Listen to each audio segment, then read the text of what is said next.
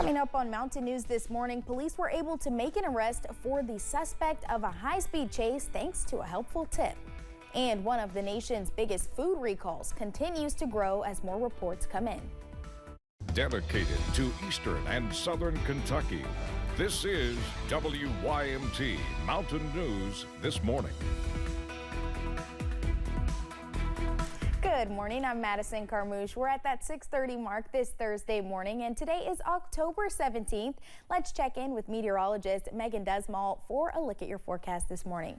Megan, we're almost at the end of the week. We're almost at the end of that cold front. Everyone's excited. Yeah, I call it Thursday Eve, right? We're almost there. We've almost made it, but that cold temperature is still sticking around for today, unfortunately.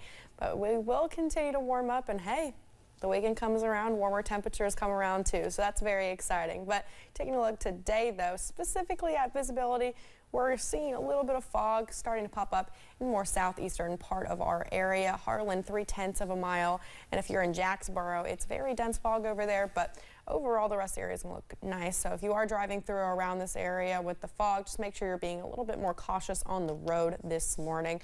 Current temperatures, though, quite cold, mostly 30 degrees. So a cold day ahead of us, and as we continue to move on through the next couple hours, we'll be warming up to those forecast highs for today in the upper 50s and low 60s. So definitely a lot better than what we saw yesterday, and we'll continue to get warmer through the next couple hours and next couple of days. And taking a look at that day planner, we'll have that sun starting to peek out around that 10 o'clock hour. Sunrise will be at 7:44 a.m. and I'll have the ARH 7-day forecast in just a couple of minutes. Madison. All right, Megan, thank you. 2 Greenup County men have been sentenced to federal prison and for producing and receiving child pornography. Skylar Allen Mullins was sentenced to 35 years for the attempted production of child pornography and possession of child pornography. In his plea agreement, it was discovered Mullins used a social media app to exchange sexually explicit images of children.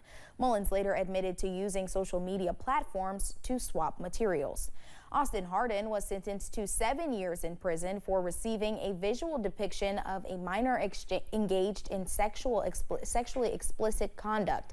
In his plea agreement last year, authorities received information Hardin engaged in sexual chats with a person posing to be a minor. Hardin admitted he had sexually explicit images of minors on his phone. In total, more than 600 videos and photos of sexually explicit conduct were found on Hardin's cell phone. A former employee at a Kentucky juvenile detention center was sentenced to 3 years in federal prison for breaking a 15-year-old boy's arm.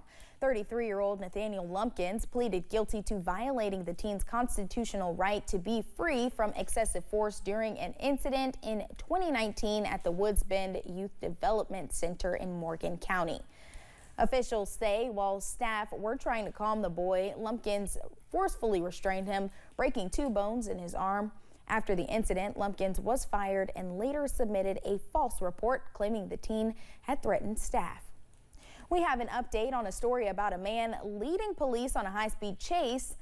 In a post on Facebook, Prestonsburg Police Department says they received a tip from someone about Kyle Greer being in the passenger side of a vehicle. Once that car came into Prestonsburg, police responded and found the vehicle that matched their description. The vehicle failed to yield when officers tried to perform a traffic stop, but they later cut off the vehicle. Police say Kyle Greer was arrested without incident. A London man is in jail after police found meth in his possession. The London Police Department's Special Investigation Drug Interdiction Unit arrested 29-year-old Dylan Mosley recently.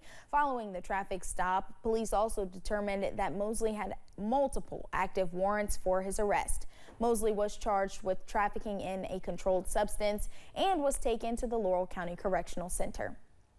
In Harlan County, 2 people are behind bars after police found meth and drug paraphernalia in their possession.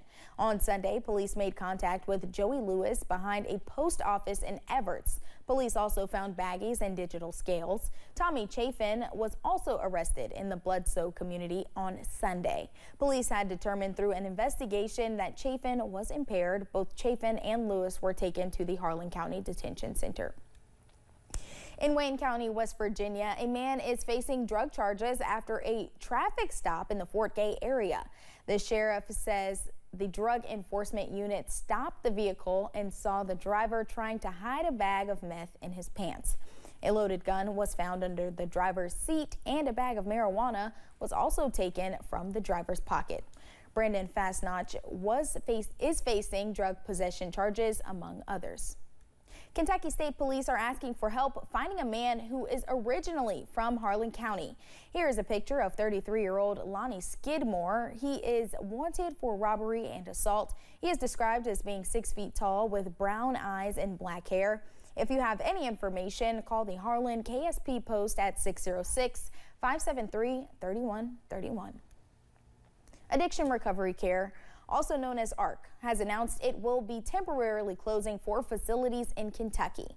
Those facilities are Sanibel in Catlettsburg in Boyd County, Lake Hills Oasis in Somerset, Beth's Blessing in Tyner, and Belle Grove Springs in Wallingford in Fleming County. ARC says the closings come due to impending and significant Medicaid reimbursement cuts for addiction and mental health services. Flu season is here, and Baptist Health wants to help you fight the flu. Throughout October, they are having mobile flu shot clinics. Baptist Health Richmond made the stop at God's Outreach Food Pantry to reach community members who may have trouble accessing flu vaccines. Kim Richards with Baptist Health says it is all a part of Baptist Health's 100th birthday celebration.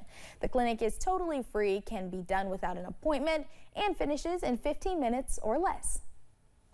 We have plenty of vaccinations, so we hope we run out and have to get more. And it's something that you can do to protect yourself, your family, and your community. Baptist Health recommends the vaccine for those ages 2 through 49, but it is not recommended for those who are pregnant, have certain medical conditions, or a weakened immune system. Well, listen up, shoppers. Check your fridges and freezers. There's an important food recall you should know about. Ready-to-eat meat producer Bruce Pack has expanded its recall of meat and poultry products from last week. It now includes more products and production dates after the U.S. Department of Agriculture said routine testing found Listeria bacteria in the food. The recalled products include salads, wraps, pasta bowls, burritos, enchiladas, and many other ready-made frozen and family meals. The USDA says it will post a school distribution list on its website once one is available. With cooler temperatures in store, it is important to know how to protect your plants from the frost. Experts say it takes pretty significant frost to actually kill plants, and as the day warms up, you will be able to tell whether your plant was permanently damaged. They say the simplest way to protect plants from the frost is to bring them inside, but if you cannot do that, try covering them with a blanket or towel overnight. Throw it across the canopy and then wait until about 10 o'clock or so to take it off. You don't want to come out at 6 in the morning, 7 in the morning, take it off, and that frost settle a little bit late and you get burned. Ellis says he does have some recommendations on types of plants that can thrive this time of year versus those that cannot, saying pansies love the cold weather.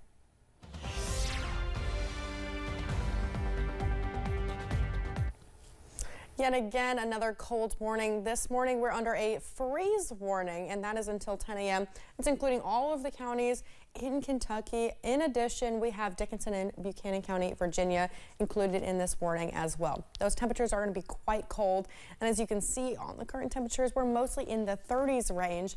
Some cities are in the 40s. If you are in Jackson or Monticello, you're seeing that 40-degree mark. And being in Jonesville right now, it is very cold. 28 is the current temperature outside of your door. For the highs today, though, we will be warming up into the upper 50s and low 60s for today. So something to look forward to as you're heading on into your afternoon. If you're going out to that bus stop, though, it will be cold when you're on the way to school, about 38 degrees. The skies will clear around the lunchtime hour, and as you're heading home, 58 degrees will be the temperature. Madison? All right, Megan, thank you. And thank you for joining us. The time is now 6:39. Still to come on Mountain News this morning. Remembering British pop star Liam Payne as fans start to show their support after his sudden death.